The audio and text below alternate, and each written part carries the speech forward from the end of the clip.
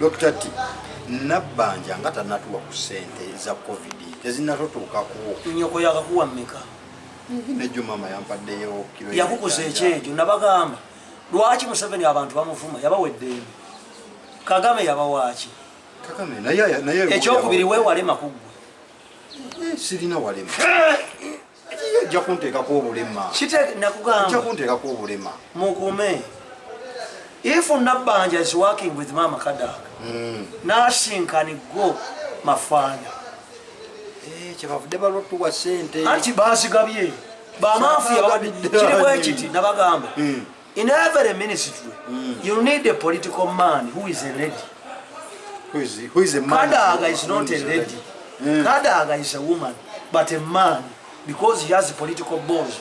Political balls is a political capital, which can help it to enhance government programs. Katika nkubuli East African Federation yali yagana Kadaga bamusindiseeyo ne Kagame yeegase ne Museveni bagenda kukola Kagame Museveni Kenyatta Burundi owe Burundi owe Sudan bagenda kukola East African lwaki babadde babulamu omukazi bano badde basajja nga babbi omukyala yabasemba wereza Kadaga gonna bagamba bano bamafia baali bakuba Kadaga baleeterwa itonalebo Madam Speaker niye bakubi ate manyi gyali ekifo kye mwalimu entebe nakugamba you have to deal with the wooden buttocks to sit on the chair of Kadaga ochafa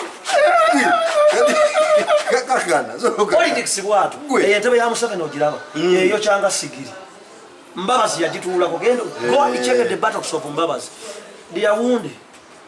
Mbabazi yasirira mabega entebe ya Kadaga balina okugenda ne bakubajjira faliso n'oyambala because kati ani aligituulamu tulaya tugenda kuza Kadaga agituulamu akwasa emirimu ajja kudda we bamuwadde basinga ettooke nawulira kaabaleega andi Kabaka Mwanga we exiled they came bakomawo baba wangangusa that is a political holiday awumuddemu. Secondly mwoba mugamba nti Kadaga mwamugoba mu politics wa Uganda agenda kufuuka papa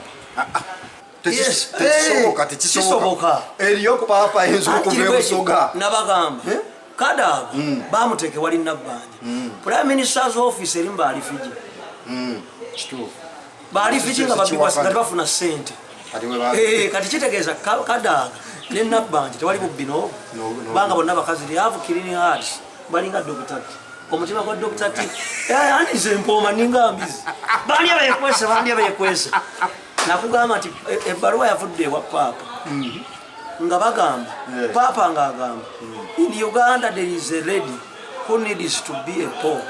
Kadaga agenda kufuuka Papa.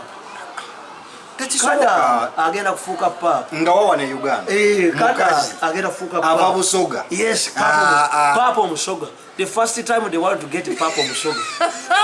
Papa Musoga. Papa Musoga. Chiribwe lwaki Kadaga tafuuka Papa alina kibiki Kadaga alina kibiki simanyi Kadaga tabba sente za gavumenti Kadaga wabula Museveni Kadaga tabba sente za gavumenti Kadaga sente zino ezigenda simanyi agenze kulambula wale za nnyoko